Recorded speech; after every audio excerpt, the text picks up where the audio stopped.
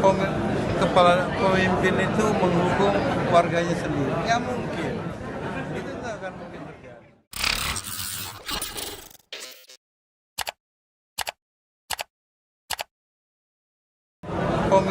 Kepala pemimpin itu menghukum warganya sendiri, ya mungkin. Itu nggak akan mungkin terjadi. Ya, saya sudah menyampaikan ke Pak Jumpra. Saya sedikit pun ada rasa dendam nggak ada. Ya. Tetapi apa yang terjadi pada dia itu kan merugikan sendiri Pak Jumpra. Makanya ya kita minta supaya ini sebuah pelajaran berharga, jangan dengan mudah dimanfaatkan, apalagi kepentingan sesaat. Ya. Jadi proses hukumnya bagaimana itu Pak? Proses hukumnya apakah dicabut? Laporannya dicabut? Ya, setelah adanya. Ya tadi kan penyidiknya juga datang, saya tidak keberatan. Ya kan?